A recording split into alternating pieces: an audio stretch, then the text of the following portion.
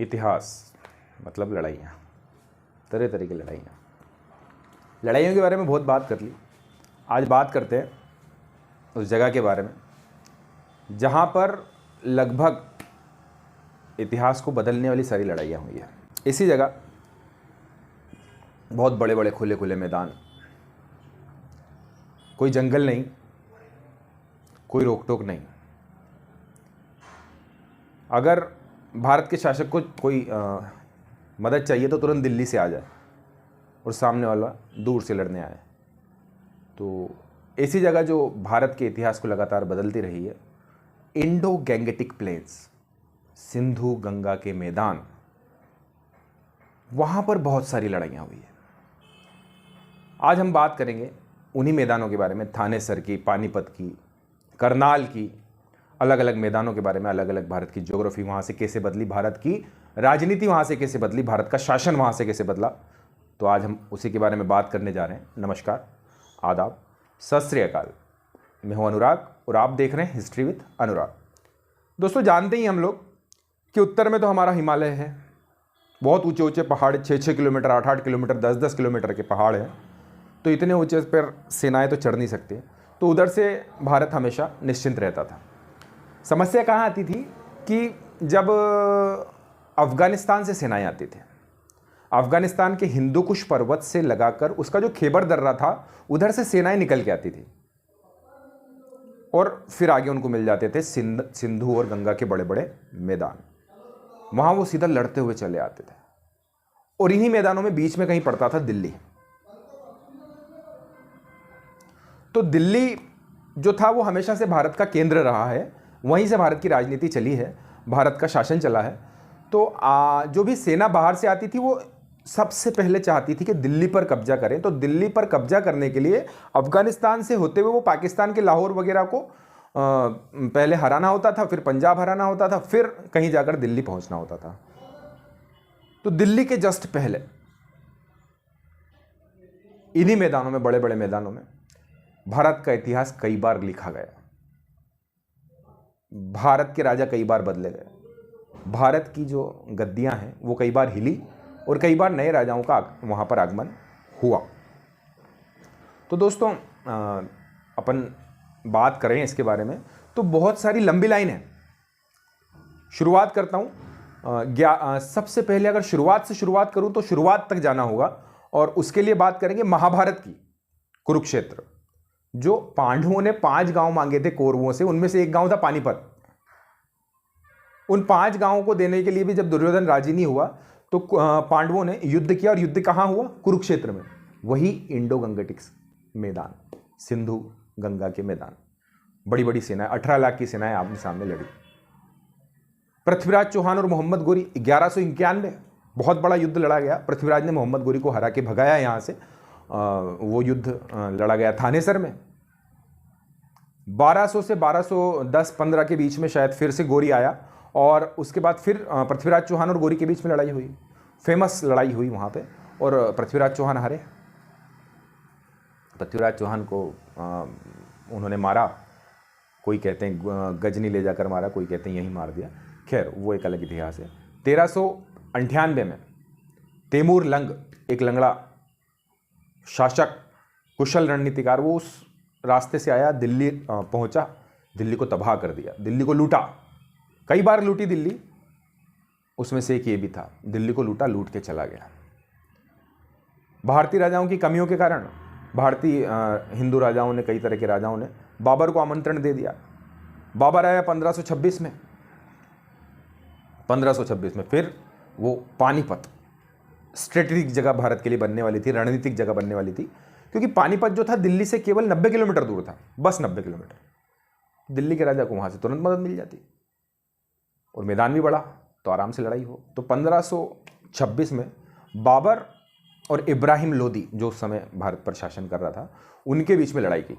बाबर को बुलाने का उद्देश्य ये था कि भाई ठीक है, ये आएगा, लड़ेगा, मारेगा, चला जाएगा, बाकी फिर बाद में हम राज कर लेंगे। ऐसा हिंदू राजाओं का सोचना था, पर हो नहीं पाया। बाबर जीत गया लड़ाई, नए नई तोपें लेके आया था, बंदूकें लेके आया था, और इब्राहिम लोदी को बुरी तरह से हरा दिया। और पहली बार बंदूकों और तोपों का नज़ारा भारत ने देखा कि अब ऐसे लड़ाई लड़ी जाएगी।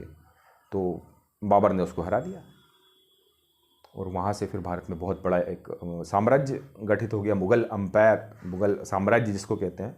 हालांकि उसका बहुत जल्दी ही वहाँ से वो हारा, उसके बेटे हुमायूं को शेर शाह सूरी ने हरा दिया और वो चला गया हुमायूं यहाँ से भागकर। लेकिन हुमायूं फिर आता है, वो फिर से दिल्ली पर कब्जा कर लेता है और फिर हुमायूं कुछ साल बाद मर जाता है। 1556 में अकबर हेमू से लड़ता है, विक्रमादित्य हेमू, शूर वंश के राजा। तो यहाँ अकबर 13 साल का था, उसका सेनापति लड़ता है जिसका नाम था बैरम खान, बहुत ही कुशल सेनापति था। तो 1556 में पानीपत में दूसरी बार लड़ाई होती है। यहां लड़ाई हुई।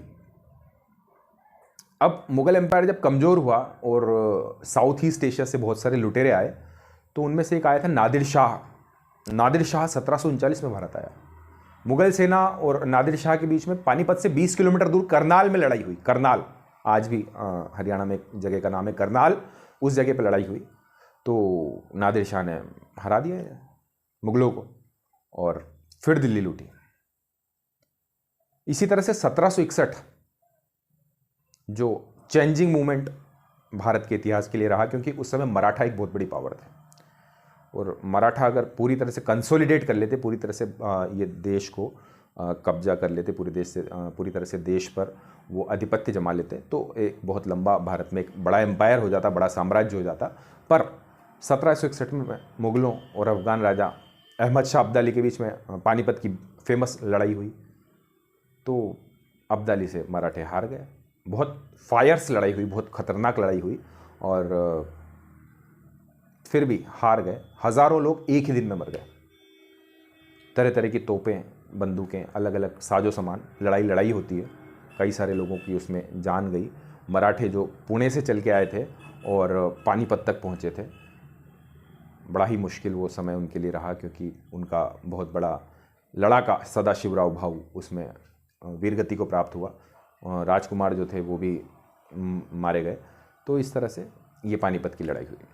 तो ये बड़ा ऐतिहासिक क्षेत्र रहा है।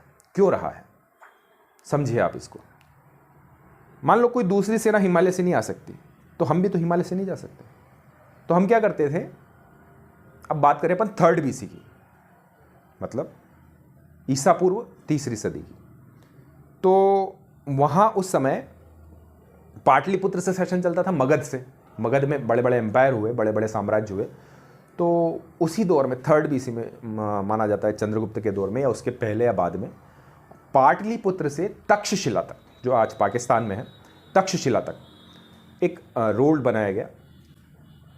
उत्तर पथ उस रोड का नाम दिया गया, उत्तर पथ। कारण था कि साउथ ईस्ट से जो व्यापार करना था, मुख्य रूप से उस समय सिल्क का व्यापार होता था, तो सिल्क के व्यापार के लिए उस रोड को निर्माण किया गया। उसके बाद वो सीधा सिल्क रूट से मिल जाता था। सिल्क रूट क्या है ये भी हम समझेंगे कभी। खैर, तो वो सिल्क रूट से मिल जाता था और साउथ ईस्ट एशिया का जितना भी बिजनेस था, रोड के सहारे जो बिजनेस होता था, वो इस रास्ते से होता था। भाई जो नॉर्थ इंडिया के राजा थे ना, नॉर्थ इंडिया के राजा रोड के सहारे ज़्यादा बिजनेस करते थे। बड़ा एम्पायर हो जाता था तो फिर वो समुद्रों पे भी कब्जा हो जाता था, तो वो फिर दोनों तरह का व्यापार उनको मिल जाता था, लेकिन मेनली डिपेंडेंट थे इसी रास्ते पर। बाद में शेर शाह सूरी आया, तो शेर शाह सूरी ने यहाँ ग्रांड ट्रंक रोड बनाया। ग्रांड ट्रंक रोड जो आज भी है, ग्रांड ट्रंक रोड। तो ग्रांड ट्रंक रोड जो बना, जीटी रोड जिसको कहते हैं, 16वीं सदी में बना। उसी रोड को मॉडिफाई करके उसने अच्छा मजबूत और टिकाऊ बना दिया। फिर बाद में भारत की सरकार ने भी उस पर कई सारे रोड बनाए, कई सारी जो है निर्माण किए, और जीटी रोड आज भी है, ग्रैंड ट्रंक रोड आज भी है। तो आपने समझा कि किस तरह से ये रणनीतिक क्षेत्र था। इसी रास्ते से आवागही होती थी और साथ में बड़े बड़े मैदान थे, तो सेनाएं ठहर जाती थी। लाखों की सेना इधर भी, लाखों की सेना उधर भी ठहर सकती थी। जंगल नहीं थे तो ऐसा भी नहीं था कि भाई कहीं कोई छुप के हमला कर देगा। कोई पहाड़ नहीं थे तो कि ऊपर से तीर बरसा देगा, छुपने वाला। तो आमने सामने सेनाएं लड़ती थी। दूसरा ये था, फर्टाइल लैंड थी बहुत सारी। भारत पे क्यों भाई, भारत पे क्यों हमला कर रहे हैं? इतने सारे लोग भारत पे क्यों हमला कर रहे हैं? चले जाते कहीं अफ्रीका, क्या मिलता वहाँ पे क्या मिलता बताइए? जंगल ही जंगल और बढ़िया जीते, तो भारत पे हमला करते थे। तो यहाँ क्या था, फर्टिलिटी बहुत ज़्यादा थी, उपजा का भी बहुत अच्छा काम, यहाँ पे कपड़ों का बहुत अच्छा काम होता था, बुनाई, वीवर्स बहुत अच्छे थे, बुनकर थे बहुत सारे, अलग अलग तरह के जो है भारत में व्यापार हुए। और उस व्यापार को कंट्रोल करने के लिए, उस पैसे को लेने के लिए यहाँ पर तरह तरह के हमले हुए, और सारे जो लड़ाई रही वो शुरू होती थी हिंदू कुश पर्वत से, कोई सेना आती थी, क्योंकि और जगह से तो भारत पूरी तरह से सुरक्षित था, क्योंकि नीचे समुद्र है, ऊपर पर्वत। अब ये इतनी सी जो जगह है, जो इतनी सी जगह, वहाँ मैप में भी आप देख सकते हैं, इतनी सी जो जगह है, अफगानिस्तान में भी हिंदू कुश पर्वत था, वहाँ से एक दर्रा था, पर्वतों के बीच का एक रास्ता होता है, खैबर उसका नाम था, खैबर दर्रा। खैबर दर्रे से बड़ी बड़ी सेनाएं आ सकती थी, तो हजारों की संख्या में सेना आ जाती थी। कई बार इस जगह ने भारत का जो इतिहास है उसको बदल दिया। तो इस तरह से ये बड़ा रणनीतिक क्षेत्र रहा। पानीपत या आपका करनाल या थानेसर या पूरा ये जो सिंधु गंगा के मैदान है, ये अगर ये तो आज भी देखो क्रिकेट मैदान, 2 टीम भैया अच्छी टीम है, क्रिकेट मैदान खेलना है तो कहीं चलो भाई मैदान में चलो।